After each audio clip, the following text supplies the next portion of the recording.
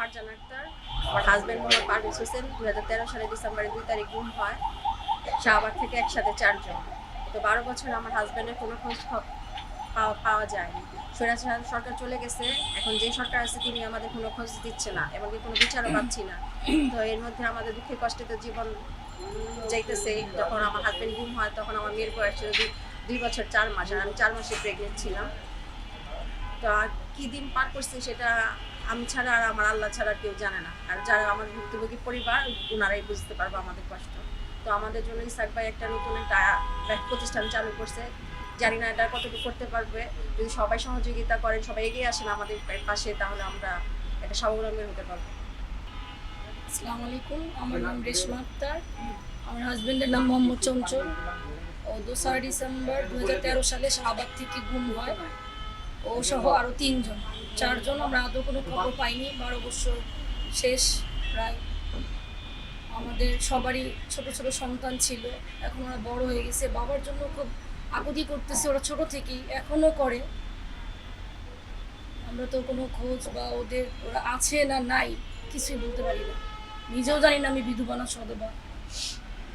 তো এখন যে সরকার আপনার স্বৈরাচারী হাসিনা যাওয়ার পর সরকার বসছে, আমরা তার কাছেও গেছি, উনি বলছে আমাদের জন্য গুম তদন্ত কমিশনার বসাইছে 5 জনের, তারা হয়তো আমাদের লোক খুঁজে বের করে দিবে। কিন্তু আদৌ কোনো খবর আমরা পাইনি যে ওরা কোথায় আছে। 1 বছর শেষ, দ্বিতীয়বার স্বাধীন হওয়ার 1 বছর হয়ে গেল, আমরা খোঁজ খবর তো দূরের কথা, আমরা ওরা আছে না নাই তাও জানতে পারিনি। এখন আমাদের আশা যাতে যেই সরকার নির্বাচনের মাধ্যমে দেশে আসবে তারা যাতে আমাদের লোকগুলো ফিরিয়ে দেয় বা ওদের সাথে কি হয়েছে একটা খোঁজ দিয়ে দেয়। আর এই প্রতিষ্ঠানটা ইসহাক সরকার ভাই আমাদের জন্য করছে যাতে আমরা স্বাবলম্বী হতে পারি। সবার কাছে আমাদের এই অনুরোধ রইল যাতে ওনারা সবাই আমাদের পণ্য কিনে আমাদের ভবিষ্যতে আমাদের বাচ্চাদের জন্য যাতে কিছু একটা হতে পারে ভবিষ্যতে। আর আমরা চাই যাতে জনাব তারেক রহমান এসে আমাদের যারা যারা গুম হয়েছে তাদের সকলের একটা সুষ্ঠু বিচার করে, বা কে নিছে কারা নিছে এই বিচারটা যাতে আমরা এই বাংলার মাটিতে পাই। আসসালামু আলাইকুম, আমার নাম শিল্পী, আমার স্বামীর নাম মাহফুজুর রহমান সোহেল। ওই ডিসেম্বর 2013 সালে স্বামীকে শাহবাগ থেকে তুলে নিয়ে যায়। আমার সাথে আরও 3 জন ছিল, 3 জন ছিল। তাকে মনে করেন যে শাহবাগ থেকে ধরে নিয়ে যাওয়ার পরে আজও তাদের কোনো খোঁজ পাইনি। আমরা অনেক খোঁজাখুঁজি করছি, আমার শ্বশুর আমার ছেলে অনেক খোঁজাখুঁজি করছি, তাও তাদের কোনো খোঁজ পাইনি। 12 বছর হয়ে গেছে, আমার মেয়েকে 1.5 মাসে রেখে গেছে। আমার একটা ছেলে আছে, মেয়ে আছে, আমার মেয়েকে 1.5 মাসে রেখে গেছে। আজ পর্যন্ত তাদের কোনো খোঁজ পাইনি। সবসময় সব প্রোগ্রামে আমরা যাই, ছবি নিয়ে দাঁড়াইছি স্বামীর খুঁজে, এখনও কোনো খোঁজ পাইনি। 5 আগস্টের পরে মনে করছিলাম যে আমাদের স্বামীদের ফেরত পাবো, সেই ভাগ্য আমাদের হয়নি। আমরা এখনও তাদের একটা খোঁজ পাইনি, তারা এখনও আছে নাকি নাই, তাদের একটা সুষ্ঠু পাইনি, তদন্ত পাইনি। কমিশনার আমাদের দেখাইছে, আমাদের থেকে তথ্য নিছে, এই পর্যন্ত আমরা কোনো একটা তথ্য পর্যন্ত দিতে পারলো না যে আমাদের স্বামীরা কোথায় আছে, কী অবস্থায় আছে, বেঁচে আছে কি নাকি তাও জানি না। এই প্রতিষ্ঠানটা ইসহাক সরকার আমার আত্মীয় হয়, আমার চাচা শ্বশুর হয়, ঠিক আছে। উনি প্রথমে আমাদের সাথে ছিলেন, এখনও আমাদের সাথেই আছে। প্রতিষ্ঠানটা ওনার মাধ্যমে উনি খুলে দিয়েছেন আমাদের জন্য, যাতে আমরা নিজের পায়ে দাঁড়াতে পারি, আগে বাড়তে পারি।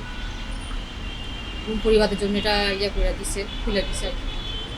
আপনারা দোয়া করবেন আমাদের জন্য, আমাদের যেটা আগে বাড়াতে পারে। আমার ভাই মোহাম্মদ সম্রাট মোল্লা, সূত্রপুর থানার সাংগঠনিক সম্পাদক ছাত্র দলের। 2013 সালের 28শে নভেম্বর আমার ভাই সম্রাটকে কেন্দ্রীয় কারাগারের সামনে থেকে সাদা পোশাকধারী লোক এসে মাইকোতে করে ধরে নিয়ে যায়। তারপরের থেকে আমরা এই পর্যন্ত খোঁজাখুঁজি করছি, আর কোথাও পাইনি।